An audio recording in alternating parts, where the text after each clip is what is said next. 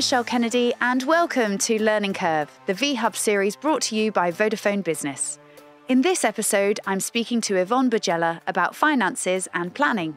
Yvonne is a partner at Local Globe and Latitude. She's also a founding member of Impact X Capital LLP and an investor in companies such as Wise, previously TransferWise, Flutterwave and Marshmallow. Yvonne currently sits on the board of Innovate Finance and is also a member of the London hub of Global Shapers of the World Economic Forum, a community of young people driving change. In 2020, she was listed on the Forbes 30 Under 30 Europe Finance list, along with a position on Forbes 25 Leading Black British People. Yvonne, thank you so much for coming on. I'm so excited to talk to you. Thank you for having me. So excited to have this conversation today. I think that every single person watching is going to have the same, oh my gosh, how do we raise money? What does it look like? How do we get investments? So many questions. But the first thing I wanted to ask you is, how did this start for you? How did you become involved in investing and how did you know that was your kind of lane? Yeah, so it started very early. So when I was younger, my father actually used to read The Economist and the Financial Times to me when I was literally when I was 8 years old. Wow. Thanks, so from Dad. a very early age, I knew that I wanted to go into the world of finance, didn't know exactly what, but went on to study economics at university. Actually started out in investment banking and then decided to make the shift into strategy consulting. And it was actually on a very random plane ride where I sat next to an investor. He told me about what he did and I was like, wow, this is incredible. This is definitely the path that I want to pursue. So I came back to London and pursued my journey into the world of VC. And since 2015, that's been me really. And for anyone who doesn't know, who's kind of at the very foundation of starting their SME or they kind of haven't even heard of venture capital, what is it? Yeah, so essentially it's where an investor like myself will provide you with cash and we take a percentage stake in the business, so a share of equity. And what is it that you're looking for when you make that decision? It's all about the people. So I'm looking for that X factor within individuals. I'm looking for obsession to solve a problem. I'm looking for, people that are really obsessive about trying to change the way in which things are done and literally just change the world through what they're doing. And you're kind of changing the world too by making those investments. I really wanted to hear about Impact X. Yeah, sure. So Impact X started out back in 2019. Really started out just to reduce the gap in funding for underrepresented entrepreneurs. Is quite depressing, but the stats for funding that goes to women, to Black founders is very low. And we essentially decided to start the fund in order to reduce that gap. And so I was there from the very beginning, building the foundations of the fund. We made some great investments and, stepped away full-time last year, but still very much part of the team as a venture partner. And what is it like helping those businesses kind of come through from fruition? And is it early stage that you're really getting in there? Yeah, super early. I mean, sometimes it's this is first institutional money that's coming in. And it's just incredible just watching something go from very much like an idea phase, seeing it come to life and then growing into a business that can literally shift an entire industry. What kind of businesses are the ones that you're obsessed with? They're the game changers for you. Is it industry specific or? I think for me, it's always about the teams, but I would say that I have an affinity for the industries that seem really unsexy. So just to give you an example, I've just invested in a company that operates within the construction space. And if you think about construction, it's a really old industry, something that's so important and fundamental to the economy, right? But it hasn't really digitalized. And so that was an investment that I was really excited about, just the opportunity to really unlock more value across the construction industry through digitalization. So now everyone's thinking about, okay, maybe my business is unsexy or unglamorous, or maybe it isn't. But they're now thinking about how do they get in front of you and what are you looking at when you're looking at their business? What are the steps you go through to vet the business? So typically, the first thing I see is a pitch deck. So that's essentially the story of what you're trying to build. And for me, I'm always interested in understanding, what is it that they're trying to solve? What's the actual fundamental problem here in the industry that exists today? And what's the solution that they're trying to provide? And then beyond that, again, it just comes back to the team, right? What about this team is going to give them this unique advantage to really break through and create something really game-changing?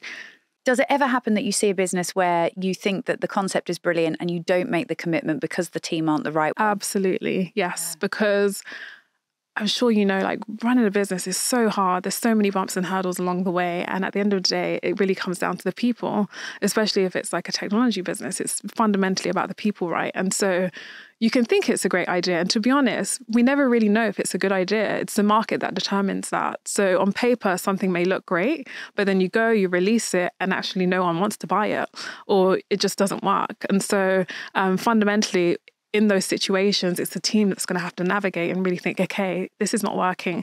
Let's pivot, let's change direction and make something that does work. And that comes down to just great teams. And what are the dynamics of the team that you're looking for?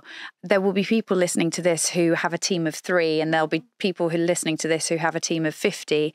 What are the dynamics that really make it exciting for you? Yeah, I think particularly at the early stages, you want to understand like what your strengths are, and then identify those to work alongside that maybe fill in those weaknesses, right? I think one thing that's really, really key is just to have like a laser focus on trying to solve the problem that you're trying to solve. Because like I said, like things can be so challenging, and without that focus, without that thing that's really going to fire you up in the morning, even when times get really tough, then it's just like, what is going to keep you going? So it's about having that real tenacity. It's about having that real passion, almost like an obsession to solve the problem. I suppose that obsession is really important. I definitely describe it as an obsession, because you have to, if you're going to get up every morning and do this thing that you love, but you're going to make huge sacrifice to do it, you have to be obsessed. When you're thinking about the questions, do you have like a checklist of questions that you are going through when you're like, okay, I like the team, I like the space, like what are the other things that you're thinking about? Yeah, so I think the pitch deck is typically a really good guide, because there's like standard template that most companies tend to follow. So what is a problem? What is the solution? How are you actually going to solve it? What is it that your product or service is going to provide? Going into like the go-to-market if you haven't launched yet, going into like the traction of what you've actually achieved if you have launched, and really just highlighting what you want to achieve with the money as well. Because ultimately, if you're out there to raise money, I want to understand what you're using the money for. I just don't want it to be like a finger in the air. Like, you know, I want real clarity on like, we're giving you this money, whether it's for 12 months, 18 months, 36 months, what are you going to achieve after that period? If you're going to have to raise again, what does this company need to look like before you actually go out to market and raise again? So just having that real clarity around that. Because if you look at the headlines, a lot of companies raise, you look at TechCrunch, you look at all these, like, I've raised 2 million without a pitch deck. And it can seem as if like raising money is for everyone, but it's actually not. And so you really need to analyze, assess whether it's for you. And if you are going to raise, have real clarity on what you're going to do with that as well. So I love that, because I speak to so many like founders, and I'm like, why do you want institutional money? Why is that the right route? Yeah. Can you tell me some of the things that we should be thinking about as founders as to whether it's the right route for us? Yeah, I mean, first of all, like it's really important to understand the venture capital model, right? Because that in itself is very unique. And you see so many headlines where you think that is the mainstream, and many companies do go out to raise, and that's like the one path to take. But actually, in reality, some businesses just don't need venture capital. And I don't know the actual stat, but it's less than 5% of companies actually do raise venture capital. So many businesses don't. There's other forms of funding. So there's like bank debt, there's like, you know, invoice financing. There's just so many types, and just really having that clarity and understanding of what actually makes sense for your business is so important. Because if you go out there raising when it doesn't actually make sense for your business, you're just wasting your time, and you're wasting investors' time as well. And what about that dynamic with your investor? Because I think that is something that we all have to learn as well. You kind of approach it thinking, oh, please give me money. But it's not the full story of the dynamic. It's a two-way conversation, right? It's a two-way thing. Like, if an entrepreneur is going into a conversation with an investor, you should be assessing whether they're the right fit for you. I think that oftentimes entrepreneurs go into conversations think, I really need to convince the investor. But you need to actually get the investor to convince you that they're the right ones for you as well. Right. So it's a two-way street. And that's something that is really important to recognize. Yeah, I think that dynamic is something that even myself, I had to catch myself at the start and think, hang on a minute, they don't give me it for free. They get equity in my business. Exactly. It's, we're creating future value here, and it's not, yeah. And it's a privilege. It's not one way. It's a privilege. Like I always say, like the companies I have invested in, I'm very privileged to have been able to invest in them because they could have gone with another investor. So it's absolutely really important. And also thinking about what the investors are bringing to the table more than just the cash. So a lot of pitching and what we do in our conversations with investors is around storytelling. How important is storytelling to what we do as founders and creating our business? It's fundamental. I always say as an entrepreneur, you're constantly selling a story, whether it be to employees that you're trying to, bring on board to the business, whether it be to investors that you're trying to raise funding from, whether it be to potential customers, you're constantly selling that story. And so having the ability to articulate that vision is absolutely key in all facets of the business. And when we think about articulating that, we're articulating it in a pitch deck. And I know we just spoke about kind of the format of the pitch deck. What do you love to see in a pitch deck and what do you hate? How do we write the perfect pitch? Yeah, I think it's all about being authentic and just I think the best pitches that I always see are those where they're telling the story about them, like why this is important to them. So whether it's, you're starting a business because you've had a personal encounter, you faced the challenge yourself, and now you want to solve it. And because of the fact that you've encountered the problem, you have a real deep insight into how you're going to solve it. Where I hear those personal stories, for me, it just makes it come to life. And then aside from that, again, coming back to the importance of the team, why is the team the right one to solve it? What is going to give the team the edge in order to do that? And that may be that, you've worked in the industry for a particular number of years. You've got like a unique network as a result of working in the industry, or you've got that lived experience of having experienced the problem that you're trying to solve for. So it comes back to just making it really authentic and why it's important to you as an individual. How important is taking money is green, versus the right investor for you? So important. The most. Get it, Michelle? Yeah, no, I think it's absolutely key because, ideally you want smart capital. You want money that's going to come with, additional benefits besides just it being the cash, and that could come in various forms. There's so many different types of, investors out there today. You got those that, will specialize in having a deep network within a particular industry. You have those that have real operational insights. So they've operated in the industry and maybe they could help you with even stuff like the financial models and that sort of thing. There's just so many ways in which you could seek value from your investors. And so I think it's just really important to just take a step back and really just say, beyond the money, what is this investor bringing to the table? It comes back to, what I was saying around having that two-way benefit, right? It's a mutual beneficial relationship you're entering. Like they say the average investor relationship lasts longer than an average marriage. So you want to know that we're together and we're in it together through good and bad, right? Exactly. And I think it's in those tough times where that investor relationship becomes so important. I've seen where it's gone really wrong. And so you just want to make sure that you're bringing on board the right people that are going to support you along the way. Flipping it for a second to common mistakes. What are the things that you see that we all do? I'm sure there are loads of them. For me, I'm really bad with self-deprecating humour. It just doesn't go across. It's not ideal. Don't do it in a pitch. I'm the worst for it. Are there things like that there are mistakes that you just don't want to see?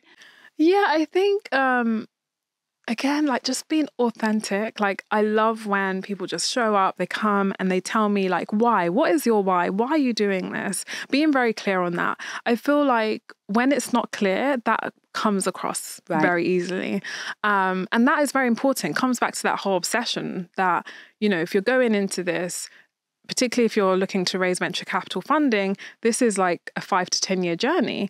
And if you're not really in it, if you don't really believe in it, that's going to come across. Yeah. And so it's just making sure that you understand why you're doing it. You're in it for the long haul.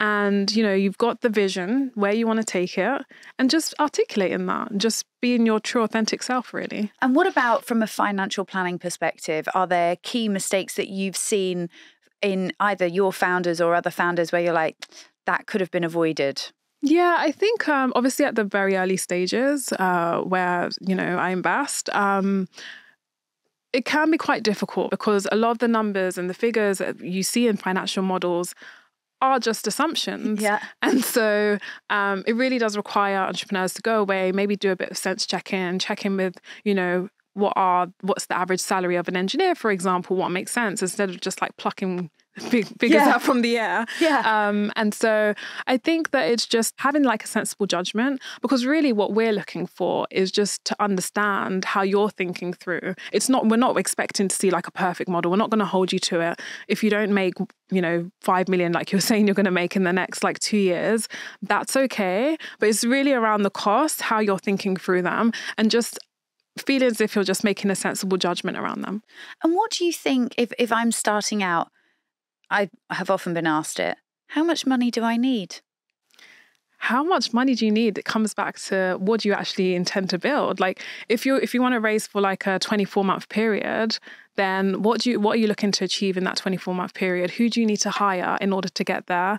So anything from, do you need if it's a technology company, do you need an engineer? How many engineers do you need? Really just understanding, like literally break down cost line by line, how much do you actually need for every single area of your business, whether it be marketing, and really just understanding that should very much be the starting point. And when you're thinking about how to be smarter with money, how should we be being smarter, particularly in like the economy and the climate that we're in today? Yeah, I think it's just about not overinflating. So I think what we've seen in like previous environments is taking on board too many hires, for example, when you don't need them. Yeah. Like you obviously don't want to constrain yourself, but at the same time, you want to make sure that you're being sensible. And the way in which you could do that is just having conversations with other entrepreneurs. Like entrepreneurs are like super open. They want to be helpful where they can. And so it's just a matter of, sense check-in.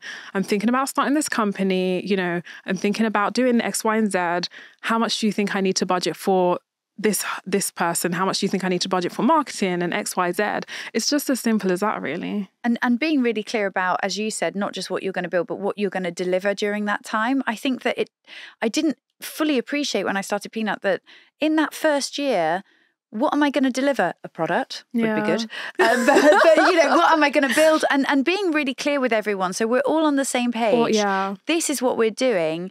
And that's quite difficult if you haven't kind of mapped out where you're trying to get to. And this is why I almost feel as if you need to work backwards. You need to think, okay, we're raising money for, 24, 36 months. This is where we want to be at the end of the 36 months when we go out to raise more money. And so what do we need to do in order to get there? And just work backwards, essentially. I think that's the best way to do it. So we're always told by I think they is you guys, the investors, in times of economic challenge that this is the time that the most exciting businesses are going to develop and evolve. What areas and spaces are you keeping an eye on? Are you particularly interested in at this time? Yeah, so I think one area that I'm really, really excited about is AI. For years, there's been conversations around AI is going to impact this industry and, X, Y, Z. But with the emergence of OpenAI, ChatGPT-3 and so on, we're really seeing, companies like build models on top of these LLMs. So many applications across various industries, whether it be within healthcare, within education, within like contact centers, for example. There's so many efficiencies that could potentially be driven by this, emergence of this new technology. And so I'm just really excited to see that come to life, really. Already seeing some great examples and some great teams working on some really, really exciting things as well. So that's one area that I'm really excited about at the moment. I think someone described it to me earlier as don't be intimidated by it. This is just something that's going to help you accelerate how you do your job. Like it's going to make you do it more efficiently and quicker. And I think when you think of it in that context, you're like, how did I live without it? Yeah, so it's exciting. I think every leader should be thinking about ways in which they could leverage AI for their business at the moment. So when you had that fateful plane journey to learn that VC was for you, have you learned or disproven any kind of assumptions that you had about the industry or what your role would be? Very interesting question. I think coming in, I almost felt like VCs hold all the power, but actually the entrepreneurs hold all the power. because you're the ones that decide who's going to come and invest in your company.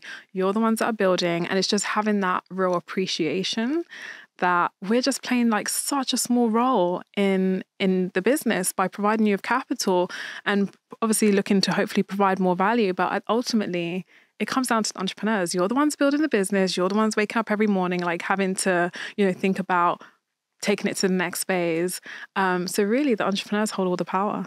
Best board meeting tips. Board meetings for me, can I just say, have gone through a very wild evolution. They started with me just being a very good student and reporting into me going in and I ask for questions and I ask for help and I push. Yeah. Best board meeting tips. How do I get the best out of my board? Yeah, so I think first of all, really important to consider who you have around the table. Having a real mix of, investors, independents is so key. I think where I've seen it work well is where you have a combination of the two. In terms of the actual meeting itself, I think that those I found to be most effective are those that are not just reporting, but those where you're actually having real key strategic discussions on things that are actually going to move the business fundamentally. So in terms of the reporting, I think that could be shared more widely ahead of the meeting. And then if any questions need to be discussed, but I think the core part of the conversation in board meetings should be more the strategic discussion. Is it important as a founder or as a CEO to always know where the end game is? Is it important to know that you're going to IPO or you're going to exit via acquisition? Is it okay not to know? I think it helps to have some clarity around what you want. I think that it's okay to not have a full clarity around how you're going to do it. But I mean, having in mind, okay, I want to sell to another company or I want to IPO, I think it just helps frame the way in which you do things. So I think it's absolutely key. Yeah. And also the contacts you need to make and how to use your investors and making sure that you've got those routes. Because I always say businesses are bought, they're not sold, right? And so Great soundbite. And so if you're going to, if the plan is to sell your business, you need to build those relationships well in advance, not go and build those relationships the year that you're looking to sell. Right. You need to start those strategic conversations years out, and ideally. Totally. And it's one of those things as well where we all read the TechCrunch articles and we're like, oh gosh, and then it just happened overnight. It definitely didn't happen overnight. It never happened overnight, right? I think that's a really important thing for me also as I kind of go through this process. I'm always like, it didn't happen overnight, guys. None of this. This was a process. Yeah. It's all a process. So what do we need to do? Yeah, so great example of a company that I invested in a few years ago, and they knew that they wanted to position themselves potentially to be sold. And so it's about businesses are bought by individuals within companies. So it's about going out, building that relationship with the individual in the company. It's not just about trying to find any contact within the business. Is it this department within the company that's going to potentially find the most strategic value here and aligning yourself with them? And so perfect example, this company of mine that I invested in, they started having regular communications with the business, started looking at ways in which they could almost find some sort of strategic partnership.